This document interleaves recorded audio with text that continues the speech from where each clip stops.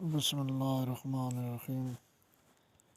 سر پر امامہ باندھنا سنت ہے اور تحت الحنک باندھنا سنت ہے، اور امامے کا ایک رخ آگے کی طرف اور دوسرا پیچھے کی طرف مدینہ منورہ کے سادات کا طرز پر ڈال لینا سنت ہے۔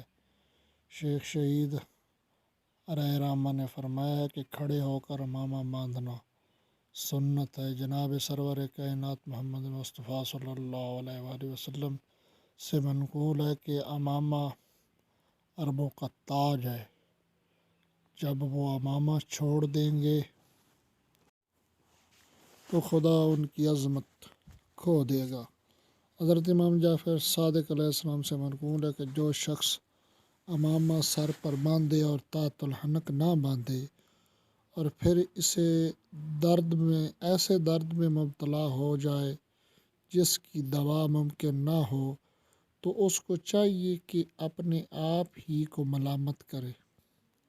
حضرت امام رضا علیہ السلام سے منقول ہے کہ جناب رسول خدا صلی اللہ علیہ وآلہ وسلم نے امامہ باندھا اور امامے کا ایک سرا آگے کی طرف ڈالا اور دوسرا پیچھے کی طرف، اور حضرت جبرائیل نے بھی ایسا ہی کیا۔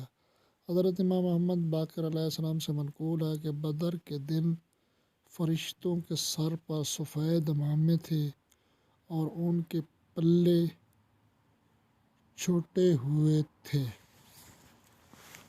حضرت امام جعفر صادق علیہ السلام سے منقول ہے کہ حضرت رسالت میں آپ صلی اللہ علیہ وآلہ وسلم نے حضرت امیر المومنین علیہ السلام کے سر مبارک پر اپنے دست حق پرست سے امامہ باندھا اور ایک سرا امامے کا آگے کی طرف لٹکایا اور دوسرا کوئی 4 انگل کم پیچھے کی طرف، پھر ارشاد فرمایا جاؤ، اور آپ چلے گئے، پھر فرمایا آؤ، اور آپ حاضر خدمت ہو گئے، پھر فرمایا واللہ فرشتوں کے تاج اسی شکل کے ہیں۔